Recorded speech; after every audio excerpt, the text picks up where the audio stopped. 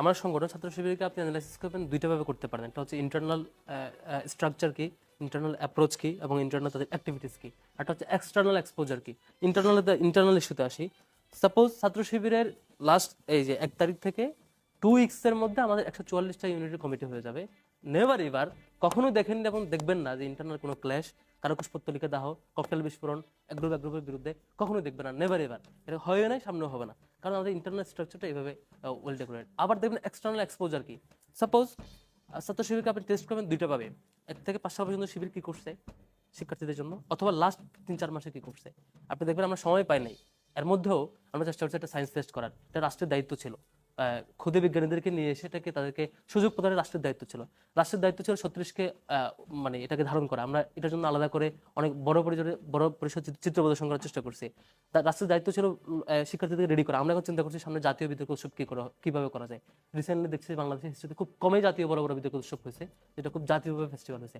আমরা চিন্তা করছি কিভাবে আমাদের এখন অলমোস্ট মান্থলি 20টা ম্যাগাজিন বের হয় মান্থলি, আমরা যাতে লেখক তৈরি করা যায়। 1 থেকে 5 সাল পর্যন্ত আমরা এইভাবে করে স্কুল পর্যায়ে শিক্ষার্থীদের কিভাবে খুদে লেখক তৈরি করা যায়, তাদেরকে কিভাবে বিজ্ঞানের প্রতি আগ্রহী করা যায়, তাদেরকে কিভাবে প্রগতিশীলতার চিন্তার মধ্য দিয়ে তাদেরকে এই জাতির জন্য রেডি করা যায়, এই চিন্তা আমরা করতাম।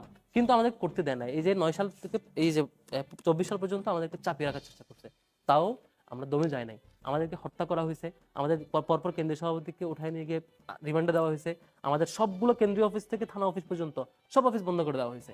এবং একটা স্টাডি সার্কেল উঠে নিয়ে গিয়ে বলেছে অস্ত্র মামলা, অস্ত্র সহ গ্রেপ্তার। একটা স্টাডি সার্কেল উঠে নিয়ে গিয়ে ইয়াবা সহ গ্রেপ্তার, এগুলো দেখানোর চেষ্টা করছে। তা সত্ত্বেও আমি 1 মিনিট 10 সেকেন্ড নিচ্ছি। তা সত্ত্বেও নুরুল হক নূর স্বীকার করবেন সর্বশেষ যে 18 সালে করে সংস্কার আন্দোলন, ছাত্র শিবিরের ফার্স্ট টু লাস্ট ছাত্র শিবিরের চমৎকার সমন্বয় হয়েছে।